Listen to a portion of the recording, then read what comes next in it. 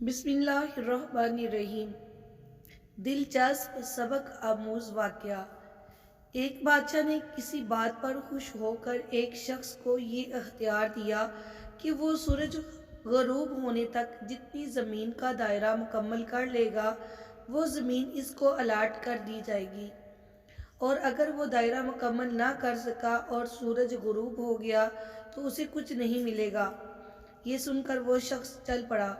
چلتے چلتے ظہر ہو گئی تو اسے خیال آیا کہ اب واپسی کا چکر شروع کر دینا چاہیے، مگر پھر لالچ نے غلبہ پا لیا اور سوچا کہ تھوڑا سا اور آگے سے چکر کاٹ لوں۔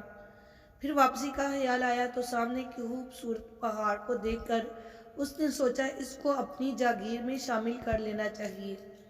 الغرض واپسی کا سفر کافی دیر سے شروع کیا۔ اب واپسی میں یوں لگتا تھا جیسے سورج نے اس کے ساتھ مسابقت شروع کر دی ہے۔ وہ جتنا تیز چلتا پتہ چلتا سورج بھی اتنا جلدی ڈل رہا ہے۔ عصر کے بعد تو سورج ڈلنے کی بجائے لگتا تھا پگھلنا شروع ہو گیا۔ وہ شخص دوڑنا شروع ہو گیا کیونکہ اسے سب کچھ ہاتھ سے جاتا نظر آ رہا تھا۔ اب وہ اپنی لالچ کو کوس رہا تھا، مگر بہت دیر ہو چکی تھی۔ دوڑتے دوڑتے اس کا سینہ درد سے پھٹا جا رہا تھا، مگر وہ تھا کہ بس دوڑے جا رہا تھا۔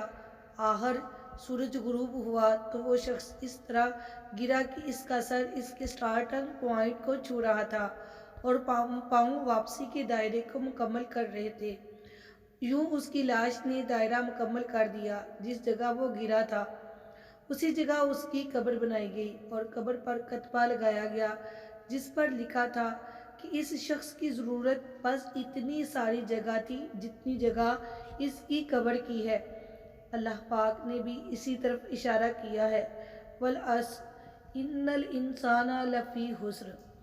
آج ہمارے دائرے بھی بہت بڑے ہو گئے ہیں، چلیے واپسی کی سوچتے ہیں۔